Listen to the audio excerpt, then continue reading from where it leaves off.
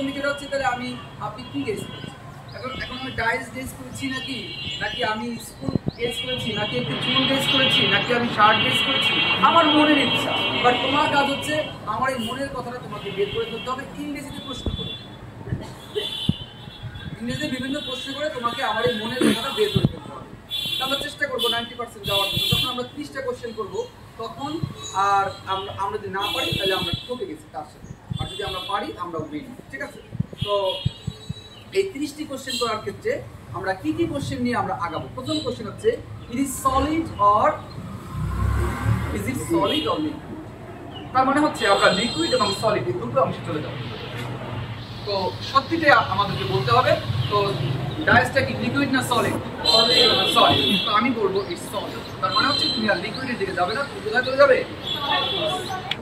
আর বলতেছি আমি আসতেছি, তোমার মনের বিষয় আমি আসতেছি। সলিড লিকুইডের বিষয় নিয়ে আমি কাজ করলাম। প্রথমে আসলে এটা কি সলিড, আর্টিফিশিয়াল নাকি ন্যাচারাল? তার মানে আমি সেকেন্ড কোশ্চেন করব কি, is it natural or artificial? Is it natural or artificial? তার মানে এটা কি ন্যাচারাল নাকি আর্টিফিশিয়াল? আর্টিফিশিয়াল। তার মানে আমি সঠিক উত্তর মানে কি উত্তর দেব? It's artificial. তার মানে তোমার মনের ভিতরে এখন থাকবে গাছপালা বাদ, ন্যাচারাল অংশ বাদ।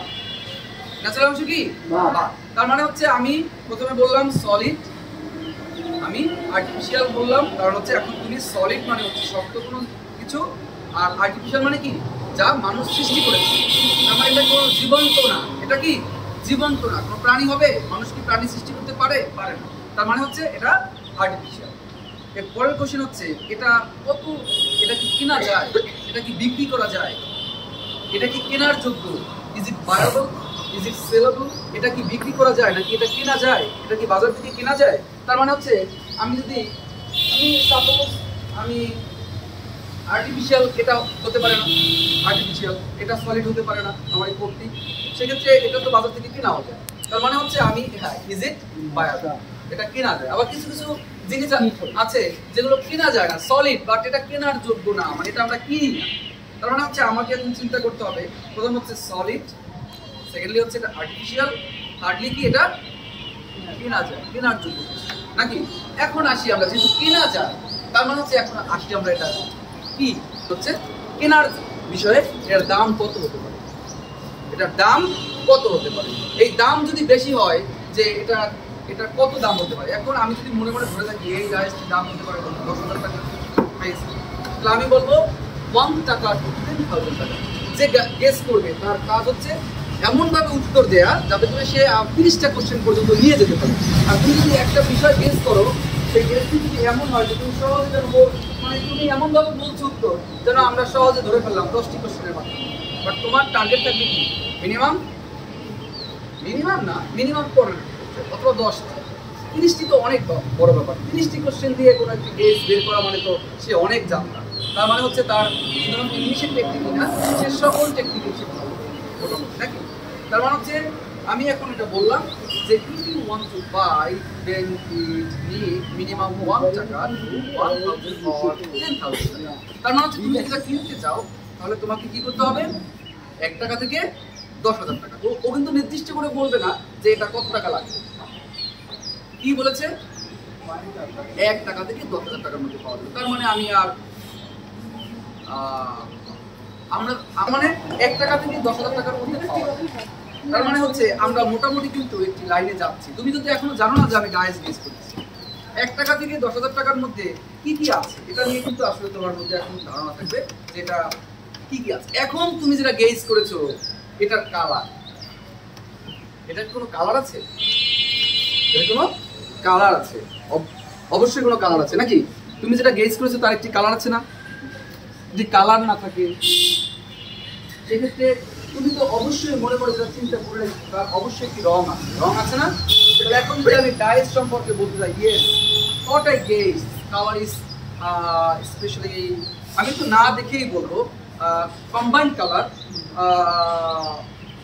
White colour, combined but white, combined but white. এটা আমি বললাম, একটি অংশ বললাম যে আমি যা গেস করেছি সেটা কেমন হোয়াইট, কিন্তু কি আছে কম্বাইন্ড আছে নাকি। তা আমি হোয়াইট শুরু করলাম, তুমি হোয়াইটের দিকে যাচ্ছ। তার মানে হচ্ছে আমরা 5টা কোশ্চেনের মাধ্যমে জানতে পারলাম যে এটি 1 থেকে 10,000 টাকার মধ্যে এটি সলিড এবং এটি আর্টিফিশিয়াল এবং এটি দাম, এটি কালার হচ্ছে কম্বাইন্ড এবং এটি কি হোয়াইট। তার মানে কি আমরা এখন কি হোয়াইটের দিকে যাব নাকি ব্ল্যাকের কোনো কিছু ঠিক করবো? হোয়াইটের দিকে। এখন হচ্ছে তাহলে আমি এই পর্যন্ত জানতে পারলাম যে আমি ও যা গেস করেছে বা আমি যা গেস করেছি তার একটি নির্দিষ্ট লাইনে কিন্তু আমরা যাচ্ছি নাকি। ফিফথ অথবা সিক্সথ কোশ্চেন কি হতে পারে যে বাজার থেকে কেনা যায় নাকি কোনো বড় শপিং মল থেকে কিনতে হয়? আমরা যখন কেনার যোগ্য আমি তাহলে কোথা থেকে কিনতে পারি? হ্যাঁ, আমরা এটা কেনার জায়গাটা কোথায়? যদি হয় বাজার থেকে অথবা কোনো মার্কেট স্পেশাল কোনো শপ, আমরা কোনো নির্দিষ্ট কোনো শপের মাধ্যমে আমরা কিনতে পারি কিনা। আসলে আমি যেটা গেজ করেছি এটা কি কোনো মোবাইল শপের মাধ্যমে কেনা যায় না। এটা কি কোনো সুপার শপের মাধ্যমে কেনা যায় না। তার মানে হচ্ছে সুপার শপে যে জিনিসপত্র পাওয়া যায় ওগুলো আমরা মাথা থেকে ছেড়ে দিই। কোনো মোবাইল শপ থেকে কোনো জিনিস পাওয়া যায়, কারণ মোবাইলে তো হতে পারে 1 থেকে 10,000 টাকার মধ্যে নাকি। তো মোবাইল শপ থেকে আমরা এটা কিনতে পারি না। আসলে এটা কি কোনো ধরনের ইলেকট্রিক থিংস? এটা কি কোনো ইলেকট্রিক না, আসলে এটা কোনো ইলেকট্রিক না। তার মানে ইলেকট্রনিক্সের যে যন্ত্রগুলো আছে ওগুলো আমরা বাদ দিই। এইভাবে কোশ্চেন করতে করতে করতে করতে একটা পর্যায়ে সত্যি সত্যি বেরিয়ে যাবে যে এটা কি, এটা কারা ইউজ করে, এটা কোন শ্রেণীর লোক ইউজ করে, এটা কে বেশি ইউজ করে। এই যে আমরা যে জিনিসটা তুমি যে জিনিসটা গেস করেছো এটা কে বেশি ইউজ করে। এখন তুমি যদি জুতাই যদি তুমি এটা করো পেটস শু, এটা আসলে সবাই ইউজ করে, সেটা তো তুমি বলতেই পারো যে use everyone. Okay, everyone can use, এটা ঠিক আছে। বাট ডাইস কি সবাই ব্যবহার করে? ডাইস কারা ব্যবহার করে? হ্যাঁ, যারা টিচার থাকে বা কোনো প্রেজেন্টেশনের ক্ষেত্রে কোনো লেকচার ডাইস থাকে, এটা তারা ব্যবহার করে। তো প্রশ্নটা এমন হয় যে 10 থেকে 12টি প্রশ্নের বেশি লাগে না। এই হ্যাঁ, সুখ দুঃখ, এটা হচ্ছে এটা সলিডও না লিকুইড। তার মানে সলিডও না লিকুইড না। সুখ দুঃখ কি সলিড? সুখ দুঃখ কি লিকুইড? না, সলিডও না লিকুইড। তাহলে সলিড এবং লিকুইড যেগুলো না, তাহলে আমরা কি করতে পারি? তাহলে আমরা এখন চলে যাচ্ছি কি ইমোশনাল ফ্যাক্টর। কোথায় চলে যাচ্ছি? Emotional factor. তুমি যদি সলিডও না লিকুইডও না, তাহলে কি হবে? ইমোশনাল। কি হবে?